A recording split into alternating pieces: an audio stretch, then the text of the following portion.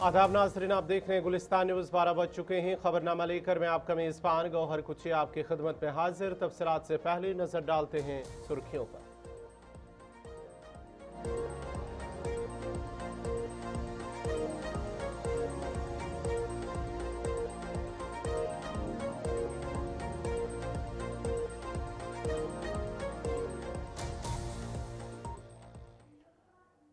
और अब पेश खबरों की तफसील। सबसे पहले बड़ी खबर दिल्ली से आ रही है, जहां पर शबीर शाह को राहत मिली है। जहां नाजरीन, सुप्रीम कोर्ट ने कश्मीरी इलाहदगी पसंद रहनुमा शबीर अहमद शाह को दहशत गर्दी फंडिंग केस में जमानत दे दी है। बड़ी और अहम खबर आपको बताते चले कि सुप्रीम कोर्ट ने अपने फैसले में कहा कि जमानत कुछ शराइत के साथ दी जा रही है, जबकि इस मामले में तफसीली हुक्मनामा बाद में जारी किया जाएगा। ये केस मुबैना तौर पर दहशत गर्दी की फंडिंग से मुत्तलिक है, जिसकी तहकीकात कौमी तहकीकाती एजेंसी NIA की जानिब से की जा रही है।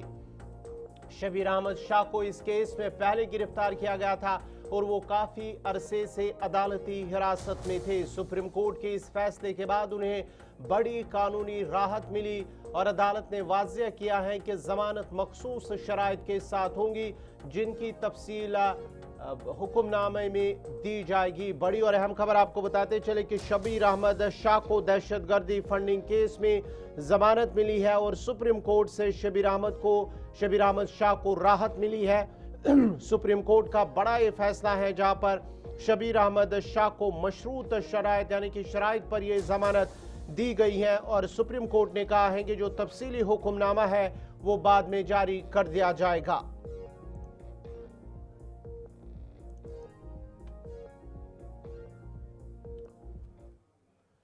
चलिए नाज़रीन, बढ़ते आगे। बात जरा फारूक अब्दुल्ला के कत्ल के हवाले से और फारूक अब्दुल्ला पर जो कातिलाना हमला हुआ है, इसकी गूंज अब दिल्ली में पहुंच गई है और दिल्ली के ऐवान के अंदर भी कांग्रेस के सदर और राज्यसभा में कायदे हिज़्ब इख्तिलाफ मल्लिकार्जुन खड़गे ने सीनियर कश्मीरी लीडर, साबिक वज़ीर आला जम्मू कश्मीर के और नेशनल कॉन्फ्रेंस के सदर डॉक्टर फारूक अब्दुल्ला पर हालिया हमले का मामला ऐवान बाला में भी उठाया है, जिसके बाद ही ऐवान में जबरदस्त हंगामा देखने को मिला है।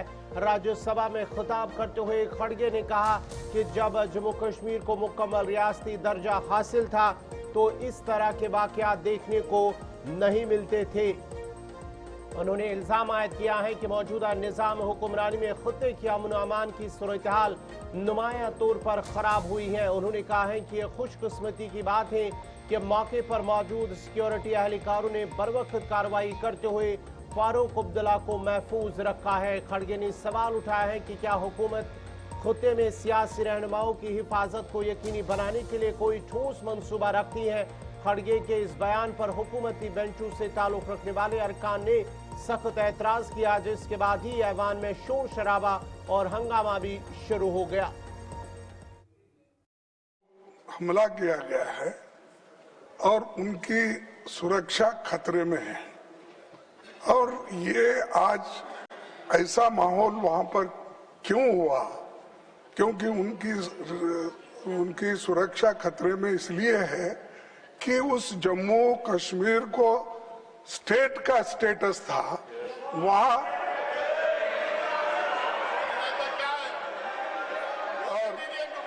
और वहां पर जो सिक्योरिटी है और पुलिस है।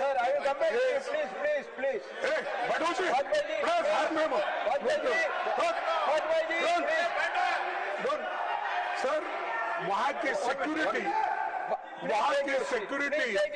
पूरी सेंट्रल गवर्नमेंट देखती है और यहाँ के होम मिनिस्टर के कंट्रोल में सिक्योरिटी रहने की वजह से आज ये हालत वहां पर हो रही है। लॉ एंड ऑर्डर खत्म हो रहा है और इम्पोर्टेंट लीडर्स को मारे जाने की मंसूख कर रहे हैं। अगर थोड़े देर एक ही मिनट अगर होता तो फारूक अब्दुल्ला को मार देते थे। ये हुआ कि लोकल उनकी जो साथ में रहने वाली सिक्योरिटी है उसने बचा ली, लेकिन मैं समझता हूं कि क्या गवर्नमेंट का इरादा है कि फारूक अब्दुल्ला साहब को मारने का? क्या है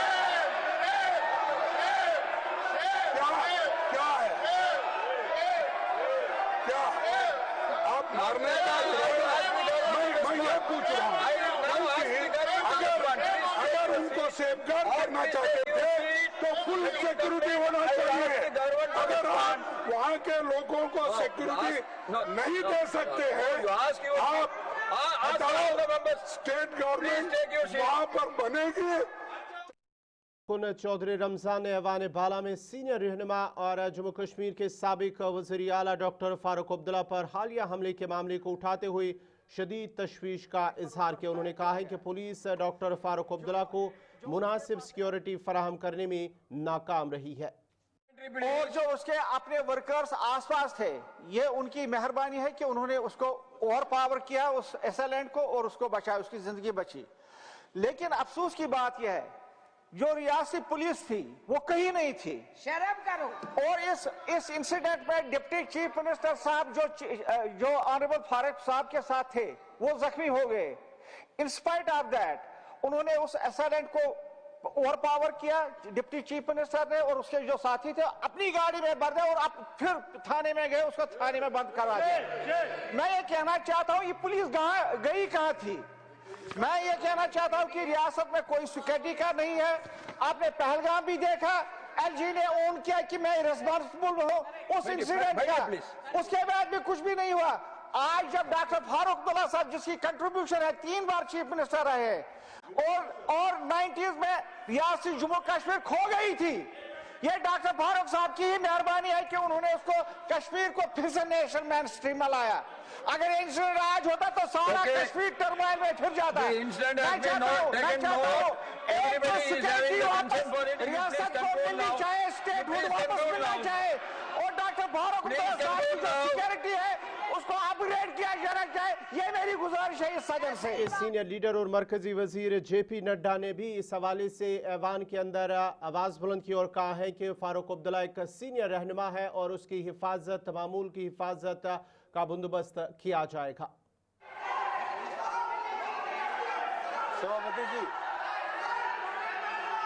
सभापति जी,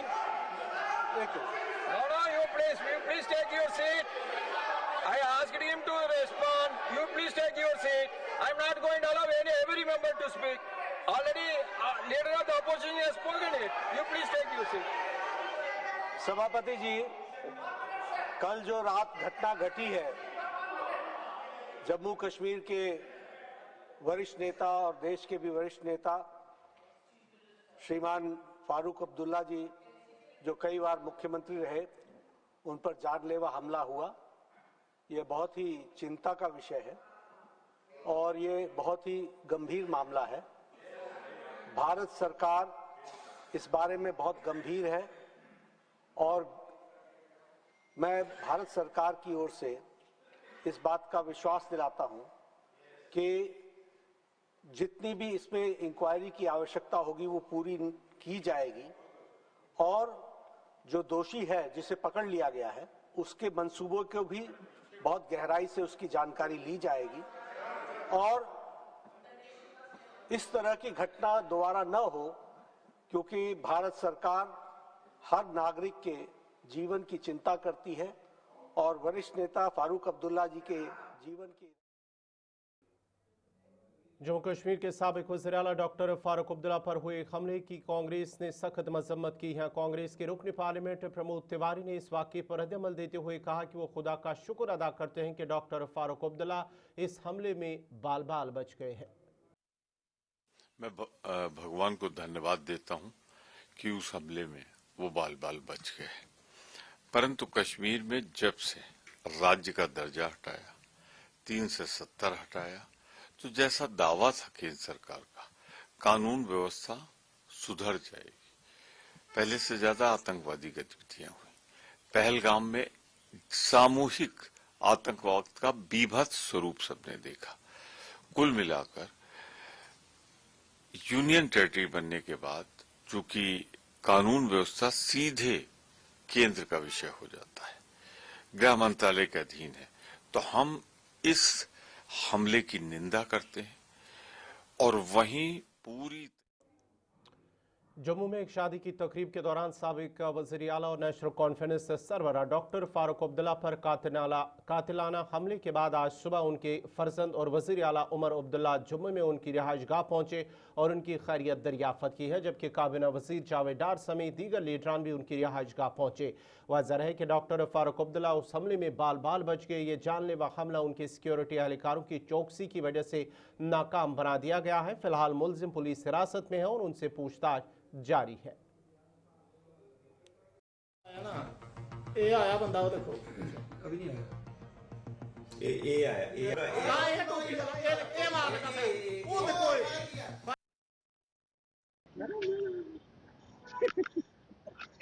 जम्मू कश्मीर के सीएम उमर अब्दुल्ला इस समय जम्मू पहुंच चुके हैं। डॉक्टर फारूक अब्दुल्ला का हालचाल इस समय पूछने के लिए डॉक्टर फारूक अब्दुल्ला जो कि जम्मू में इस समय मौजूद हैं, और आप देख सकते हैं सीधी तस्वीरें हम आपको जम्मू से दिखा रहे हैं, जहां पे दिल्ली से सीएम उमर अब्दुल्ला जो है वो इस समय डॉक्टर फारूक अब्दुल्ला के कोठी पे जो है वो यहाँ पर पहुंच चुके हैं। डॉक्टर फारूक अब्दुल्ला पर जो है वो कल जिस प्रकार से गोली जो है वो चलाई गई, जिसको लेकर सीएम उमर अब्दुल्ला ने भी ट्वीट किया और उनका इस समय उनकी तबीयत जानने के लिए जो है वो उनसे मिलने के लिए सीएम उमर अब्दुल्ला इस समय जम्मू में पहुंच चुके हैं। दिल्ली से सीधा जो है वो जम्मू में पहुंचे हुए हैं, और कल जिस प्रकार से कमल सिंह इधर नायब वज़ीर आला सुरेंद्र कुमार चौधरी ने भी हमले की मजम्मत करते हुए कहा है कि पूरी तरह से सिक्योरिटी का बंदोबस्त न होने की वजह से एक बड़ा हादसा पेश आ सकता था और इस खामी का जवाब जिम्मेदार लोगों को देना होगा। कि ये जो हमला हुआ है, क्या जम्मू कश्मीर के सबसे और हिंदुस्तान के सबसे प्रोटेक्टेड आदमी डॉक्टर फारूक अब्दुल्ला साहब के ऊपर हुआ है। इसका पता चला बैकग्राउंड क्या है? और डॉक्टर फारूक अब्दुल्ला साहब के ऊपर जो हाईली प्रोटेक्टेड है और former prime minister, former union minister और आपके वो एमपी रहे हैं, उस आदमी पे अगर ये इतना बड़ा हमला हुआ और एक आम ऐसे जैसे आदमी आया और गोली चला के चला गया, ये एक बहुत बड़ा सवाल आज खड़ा कर रहा है।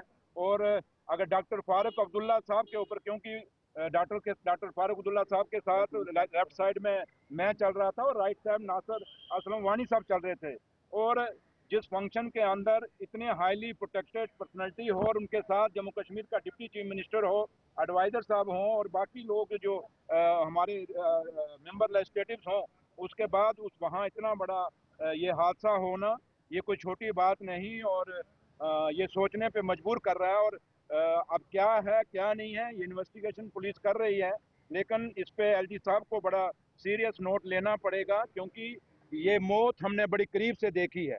क्योंकि जब गोली चलती है वो धर्म नहीं देखती, वो मजहब नहीं देखती, वो जात नहीं देखती, गोली कहीं भी जा सकती है। तो इसलिए मैं अब शाबाश दूंगा जो डॉक्टर साहब के या मेरे जो प्रोटेक्शन में लोग लगे थे या नासिर साहब के प्रोटेक्शन में लोग थे, उन सबको हम मुबारकबाद देंगे कि उन्होंने बचाया हमें।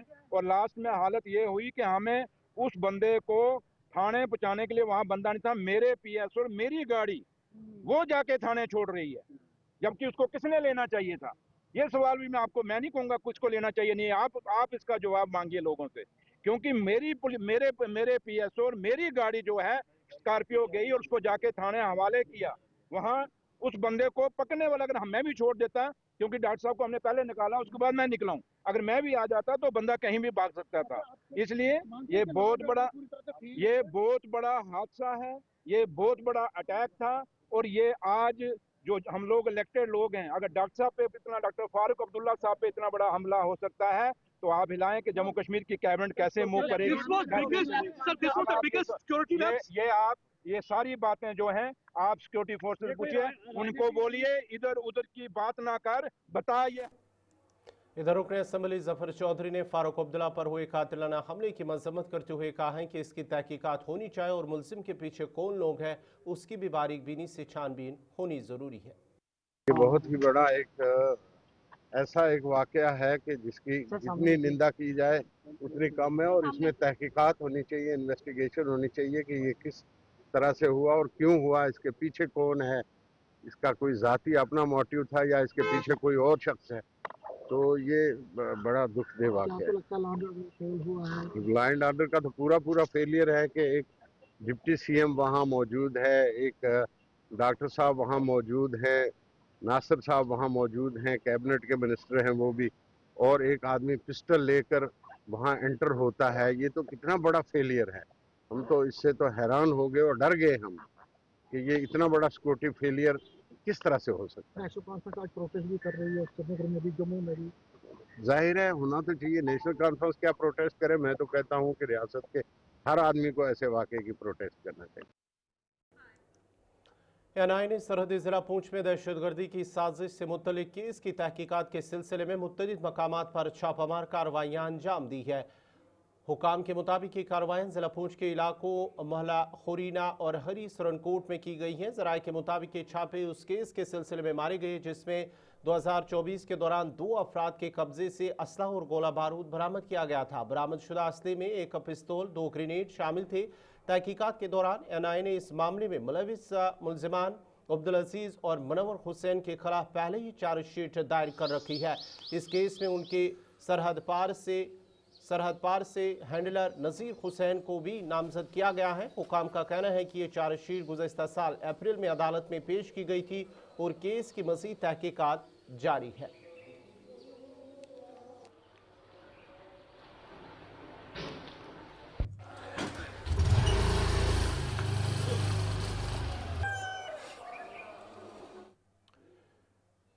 चले नाजरीन, बढ़ते आगे बात जरा उस यूनिवर्सिटी की कर रहे हैं जहां पर गुज़श्ता कई दिनों से कश्मीरी तलबा सरापा एहतजाज हैं। भिवाड़ यूनिवर्सिटी राजस्थान के अंदर जाम में ज़ेर तालीम कश्मीर के तलबा ने अपने मुतालबात के हक में जारी एहतजाज के हवाले से कहा है कि वो गुज़श्ता 11 फरवरी से अपने मसले के हल के लिए एहतजाज कर रहे हैं। तलबा का कहना है कि उनके एहतजाज की मकामी इंतजामिया जिसमें एसडीएम, डीवाईएसपी और तहसीलदार शामिल हैं ने बाज़ाब्ता इजाज़त दी थी और शुरू से ही ये एहतजाज मुकम्मल तौर पर पुरअमन था।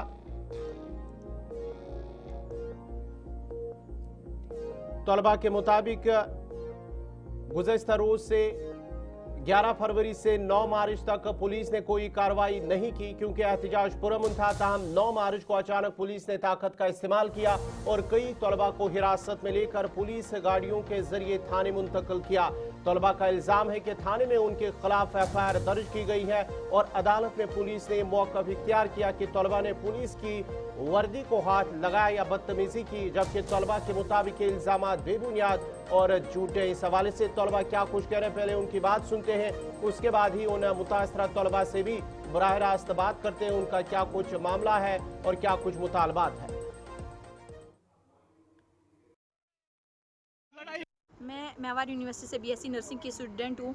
जैसा कि आप सब जानते हैं कि हम 11 फरवरी से प्रोटेस्ट कर रहे थे, पूरा अमन प्रोटेस्ट कर रहे थे, अपने हक के लिए आवाज़ उठा रहे थे और 9 मार्च को हमारी क्लास के बॉयज़ को यहाँ से उठा के थाने लिया और उन पे 17 बंदों पे एफआईआर किया गया और कल जाके उनको हमने छुड़वाया, बेल दिलवाई है। जब उनको बेल मिली और उसके बाद वो ये बोल रहे हैं कि आप हॉस्टल विकेट करो विदिन 24 आवर्स। जब तक बॉयज़ अरेस्ट थे उस दिन से ये हमारे पास वार्डन्स और फैकल्टी को भेज रहे थे और ये बोल रहे थे कि आप हॉस्टल विकेट करो वरना हम आपकी टांगे तोड़ के आपको यहाँ से निकालेंगे, आपको धक्के मार के निकालेंगे, आपका सामान बाहर फेंकेंगे। इन्होंने हम पे बहुत प्रेशर बनाया, हम सिर्फ गर्ल्स थी तब यहाँ, इन्होंने हम पे बहुत ज़्यादा प्रेशर बनाया यहाँ से निकलने के लिए। और आज भी जब हम यहाँ जब बॉयज़ यहाँ आए तो आज सुबह इन्होंने हमें 24 आवर्स दिए, 24 आवर्स में आप अपना हॉस्टल विकेट करो और यहाँ से चले जाओ। और जब हम नहीं माने तो आज इन्होंने एक लेटर निकाला, बोल रहे हैं कि आर्मी की तरफ से लेटर आया है कि आप इमीडिएटली हॉस्टल विकेट करो और यहाँ से चले जाओ। अब हमें आर्मी के थ्रू प्रेशर बनवा रहे हैं, हमें नहीं पता वो आर्मी की तरफ से लेटर आया कि नहीं, क्योंकि हमने इनसे हार्ड कॉपी मांगी उस लेटर की, इन्होंने वो लेटर हमसे शेयर नहीं किया, नहीं दे रहे वो हमें लेटर, ये बोल रहे हैं बस साइन करो और हॉस्टल विकेट करो। हमने उस पर साइन नहीं किया और ये क्या बोलते हैं, ये बोल रहे हैं और धमकियाँ दे रहे हैं हमें, डेली की डेली धमकियाँ दे रहे हैं कि तुम यहाँ से हॉस्टल विकेट करो। हम कहाँ जाएँ इस टाइम, इतनी अभी रात का टाइम और ये हमें लड़कियों को लेटर दे रहे हैं, बोल रहे हैं कि इस पर साइन करो और हॉस्टल विकेट करो। और हम चाहते हैं कि आप इस मसले में इंटरवीन करें और हमें इंसाफ दिलाएं। हम अपील कर रहे हैं गवर्नमेंट ऑफ जम्मू एंड इंसाफ का कश्मीर। मुतालबा कर रहे हैं। हम जरा सीधा उन तलबा के पास भी चलते हैं जो इस वक्त सरापा एहतजाज है, क्या कुछ उनका मसला है। सिद्दीकी साहब आपका बहुत बहुत, अजहर सिद्दीकी आपका बहुत बहुत शुक्रिया हमारे साथ जुड़ने के लिए। क्या कुछ मामला है और क्या पुलिस की जानिब से जो इल्ज़ामात आयद किए गए हैं, तलबा का मानना है कि जो भी इल्ज़ामात उन पर स्टूडेंट्स पर आयद किए गए वो बेबुनियाद है, बल्कि वो अपने हक के लिए एहतजाज कर रहे हैं। जी सर, हम बराह रास्त अभी है मेवाड़ यूनिवर्सिटी से आपको ये न्यूज़ नशर कर रहे हैं सर। जो हमारे साथ जो भी मामला पेश आए हैं सर वो बखूबी पूरी मीडिया में छाए हुए हैं। 2022 से हम इस मामले में पढ़े हैं सर। जब हमने जो ही हमने एडमिशन लिया उसके बाद ही हमें पता चला कि मेवाड़ यूनिवर्सिटी एक फेक है। इसके पास जो अप्रूवल्स है जो इन्होंने उस टाइम हमें दिखाए थे वो फिर फेक निकले सब। जो एक हम यहाँ जम्मू एंड कश्मीर से है, अप्रॉक्स 45 स्टूडेंट्स हैं जो हम यहाँ कोर्स कर रहे हैं वो बीएससी नर्सिंग कोर्स कर रहे हैं, जो उसके लिए जो मान्यता चाहिए होती है एनओसी, आरएनसी एंड आईएनसी, वो सब अप्रूवल्स इनके पास नहीं है सर। उसके बाद हमने प्रोटेस्ट किया। प्रोटेस्ट के बाद आज नौबत आई सर कि आज 2026 है, हमारी डिग्री कंप्लीट भी हुए सर। आज फिर से हमने इनसे बात करनी चाहिए, तो तकरीबन हम 1 महीने से प्रोटेस्ट पे है। एट लास्ट इन लोगों ने हमें क्या किया, इन लोगों ने हमें अबाउट 17 बॉयज को हमें एफआईआर लॉन्च किया सर। अब हम इस मसले में फंसे हैं सर, ना हमारे पास अभी डिग्री है, कोई वैलिड डिग्री नहीं है, इधर से इन लोगों ने हमें सस्पेंड किया है। और तीसरी बात यह है कि अब इन्होंने हमारे ऊपर एफआईआर किया है, जिसने किया वो अशोक गढ़िया है, जो इस मेवाड़ यूनिवर्सिटी के चेयरपर्सन है। उन्होंने हमें एक जाल रचा कि किसी भी तरीके से इनको इन्वॉल्व करो, जबकि हम प्रोटेस्ट कर रहे हैं 28 दिन से कंटिन्यू से, 11 फरवरी से अभी तक हमारे ओर से कोई ऐसा एक्टिविटी नहीं हुई जिसमें हम वायलेंस के ओर वो दिखाते। न इनके पास कोई एविडेंस है वो शो करने के लिए कि हमने ऐसा वायलेंस वाला एक्ट किया है। इन्होंने हमें बेसलेस फंसा है इस केस में, जैसे कि इन्होंने हमारे ऊपर एफआईआर काटी है, यहाँ से हमें इन्होंने लिया है एक फ्रॉड तरीके से, वहाँ स्टेशन में लिया, जो यहाँ की पुलिस है सर, उन्होंने हमें इस यहाँ मेवाड़ यूनिवर्सिटी से उठाया, हमारे से जबरदस्ती की और स्टेशन ले गई। वहाँ हमारे ऊपर जबरदस्ती की, मारा पीटा, और वहाँ पर जो ब्लैक पेजेस है सर, उन पर हमारे फिंगरप्रिंट्स कराए, साइंस कराए, और जो भी सिग्नेचर्स रिकॉर्ड थे वो सब कराए।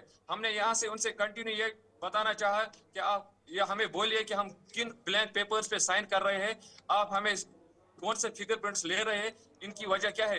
तो उन्होंने वहां से हमें चलिए बहुत बहुत शुक्रिया तफसीलात फराम करिए। मेवाड़ यूनिवर्सिटी के तलबा जिनका इंसाफ का मुतालबा वो कर रहे हैं। अब जरा फारूक अब्दुल्ला पर जो कातिलाना हमला हुआ है उस सिलसिले में अब फारूक अब्दुल्ला की जानिब से भी एक प्रेस कॉन्फ्रेंस जम्मू के अंदर की गई है, जिसमें उन्होंने दावा किया है कि वो फिलहाल ठीक है, उन पर खुदा का फजल करम है, वो खुदा के फजल करम से सेहतयाब है और उन पर कोई चोट नहीं आई है। क्या कुछ डॉक्टर फारूक अब्दुल्ला कह रहे हैं वो भी सुनते हैं।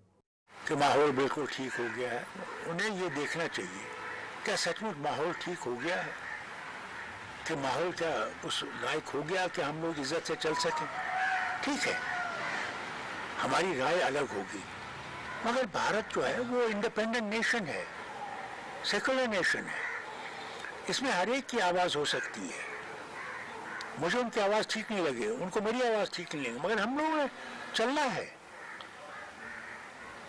यही तो इस मुल्क की सबसे बड़ी चीज़ यही थी कि आप बात कर सकते थे। आज देखिए मीडिया क्या लिख सकता है नहीं। डॉक्टर साहब एक सवाल रहेगा। डॉक्टर साहब, कांग्रेस के प्रेसिडेंट खड़गे साहब ने कहा कि स्टेट ना होने की वजह से भी इस तरीके के हादसा पेश आते हैं। देखिए, सबसे बड़ी चीज ये है, एक इलेक्टेड गवर्नमेंट है और उस इलेक्टेड गवर्नमेंट के पास पावर नहीं है। ये कैसे हो सकता है? अगर इलेक्शन हुए, इलेक्शन में ये वादा किया गया कि साहब स्टेटहुड हम रिस्टोर करेंगे,